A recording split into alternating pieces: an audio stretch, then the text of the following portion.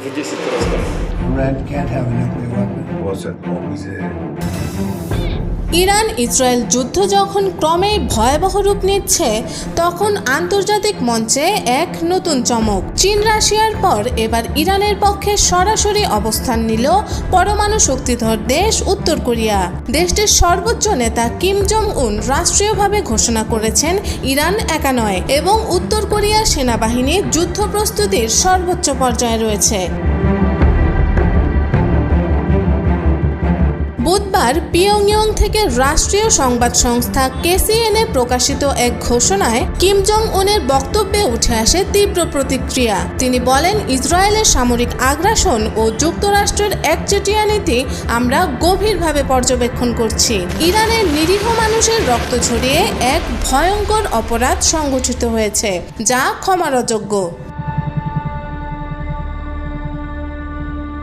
এই প্রথমবারের মতো কিম জং উন প্রকাশ্যে ঘোষণা করলেন, এই যুদ্ধে ইরান একা নয়। কঠিন সময়ে আমরা বন্ধুদের ছেড়ে যাই না। উত্তর কোরিয়ার সেনাবাহিনী এখন সর্বোচ্চ সতর্কতায় রয়েছে।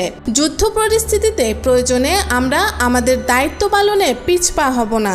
এ বক্তব্যে স্পষ্ট ইঙ্গিত মেলে যে কোনো সময় উত্তর কোরিয়া কৌশলগতভাবে ইরানের পাশে থাকতে প্রস্তুত। বিশ্লেষকরা বলছেন, কিমের এই ঘোষণাটি কেবল একটি প্রতিক্রিয়া নয়, বরং একটি কৌশলগত বার্তা, যা মধ্যপ্রাচ্য ও পূর্ব এশিয়ার ভূ রাজনীতিতে নতুন অক্ষশক্তির জন্ম দিতে পারে। চীন, রাশিয়া, ইরান এবং উত্তর কোরিয়ার মধ্যকার এই চার মেরুর সমন্বয় এখন বিশ্ব ব্যবস্থাকে এক ভিন্ন মেরুর দিকে ঠেলে দিচ্ছে।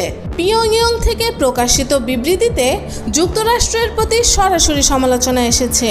কিম বলেন, ওয়াশিংটন কূটনীতির দরজা বন্ধ করে দিয়েছে। তারা এখন শুধু আগ্রাসনের ভাষা বোঝে। গোটা বিশ্বের নিরাপত্তা আজ প্রশ্নের মুখে।